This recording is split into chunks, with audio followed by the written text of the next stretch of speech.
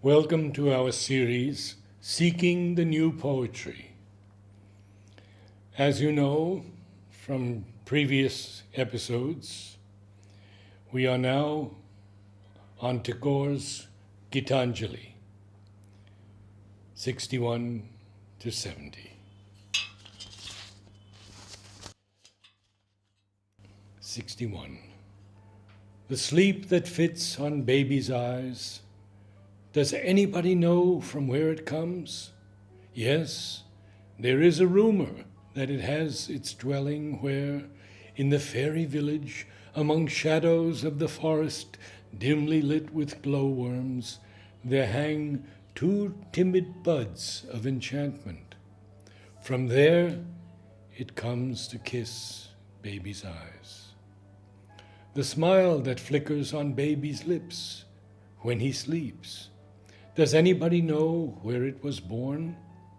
Yes, there is a rumor that a young pale beam of a crescent moon touched the edge of a vanishing autumn cloud, and there the smile was first born, in the dream of a dew-washed morning, the smile that flickers on baby's lips when he sleeps.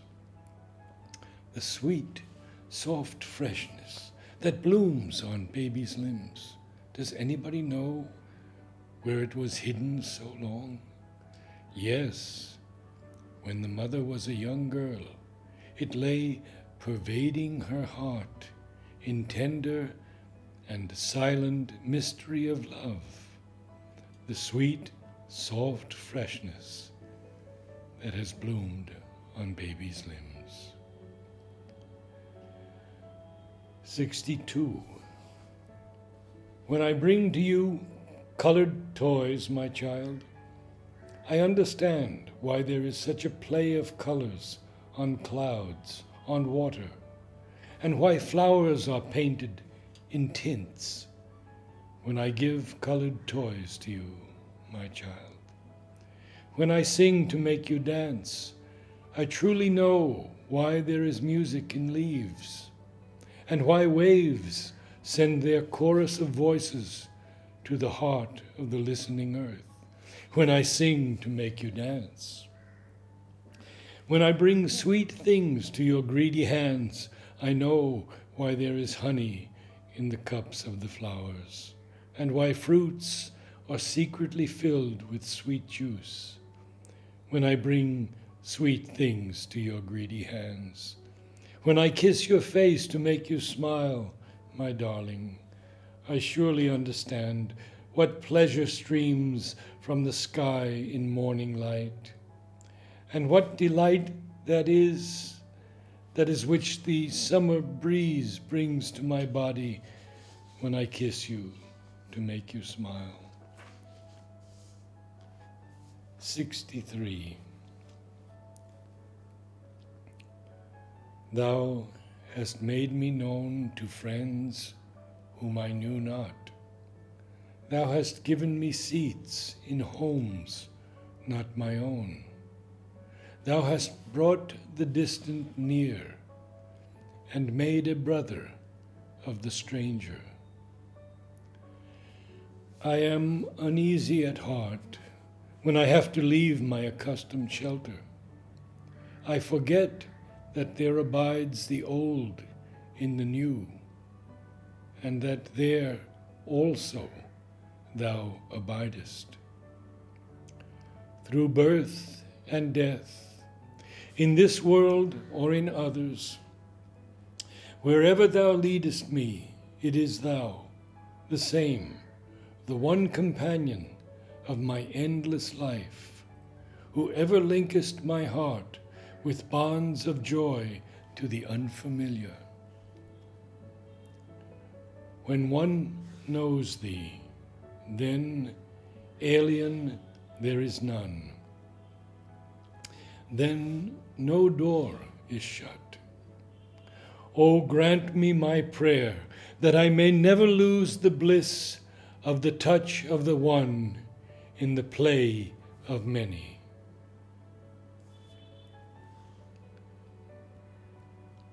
64. On the slope of the desolate river, among tall grasses, I asked her, "Maiden, where do you go, shading your lamp with your mantle?" "My house is all dark and lonesome. Lend me your light." She raised her dark eyes for a moment and looked at my face through the dusk. "I have come to the river," she said, "to float my lamp on the stream when daylight wanes in the west." I stood alone among tall grasses and watched the timid flame of her lamp uselessly drifting in the tide. In the silence of gathering night, I asked her, "Maiden, your lights are all lit.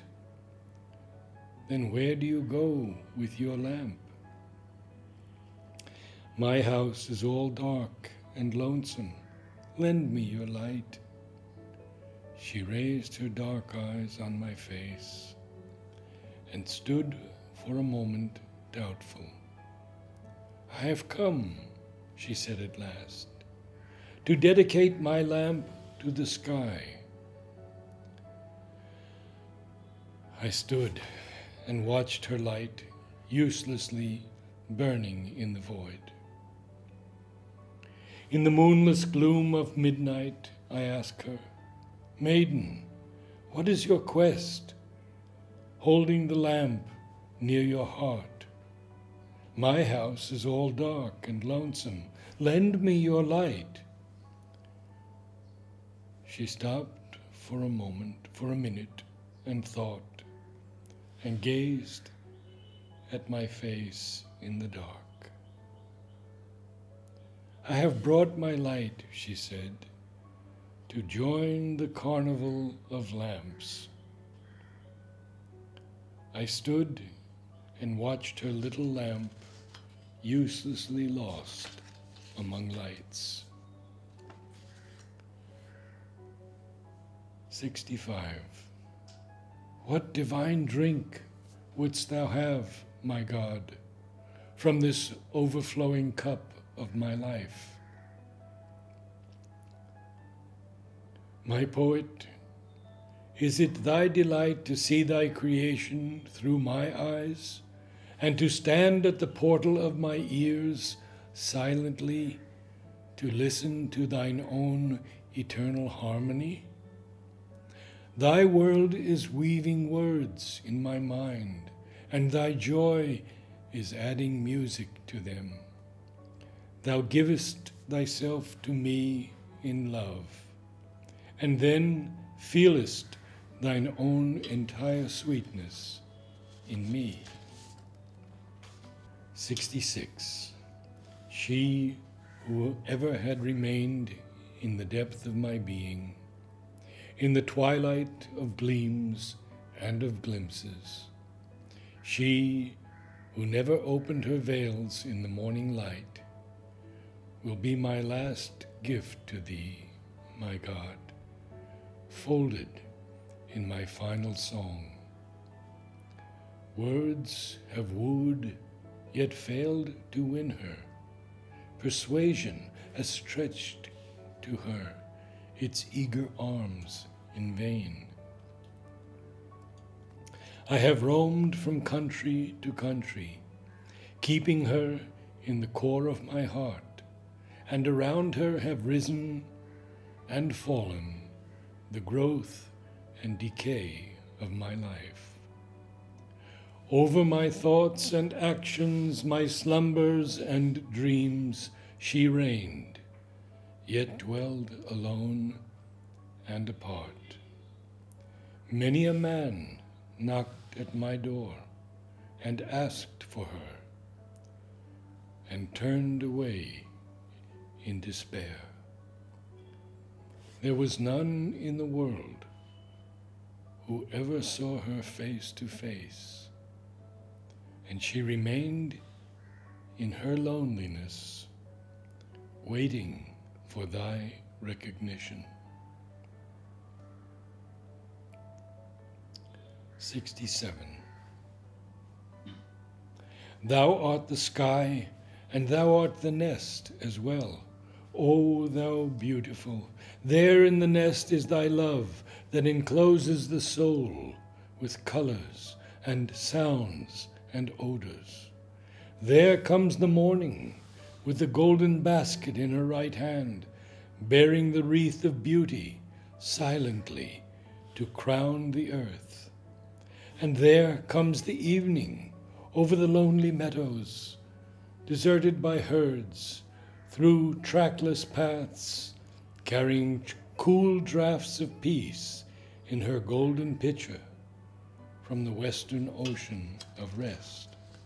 But there, where spreads the infinite sky for the soul to take her flight in, reigns the stainless white radiance. There is no day nor night, nor form nor color, and never, never a word. 68. Thy sunbeam comes upon this earth of mine with arms outstretched, and stands at my door the livelong day to carry back to thy feet clouds made of my tears and sighs and songs. With fond delight thou wrappest about thy starry breast that mantle of misty cloud, turning it into numberless shapes and folds, and coloring it with hues ever-changing.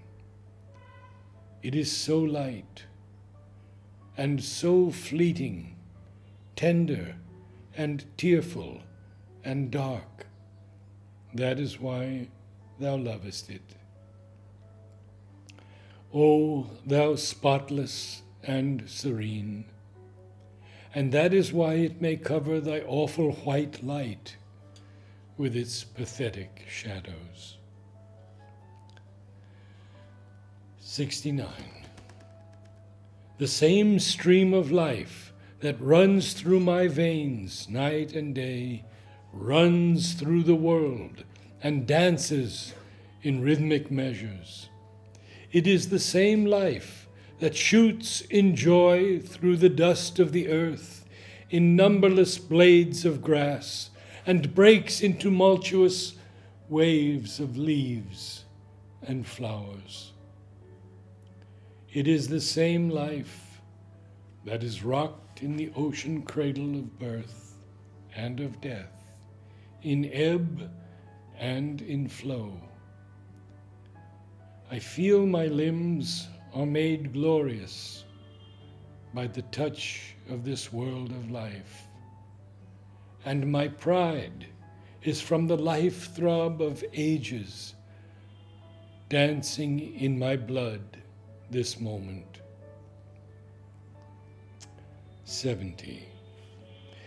Is it beyond thee to be glad with the gladness of this rhythm, to be tossed and lost and broken in the whirl of this fearful joy? All things rush on, they stop not, they look not behind. No power can hold them, they rush on. Keeping step with that restless, rapid music, seasons come dancing and pass away. Colors, tunes, and perfumes pour in endless cascades, in the abounding joy that scatters and gives up and dies every moment.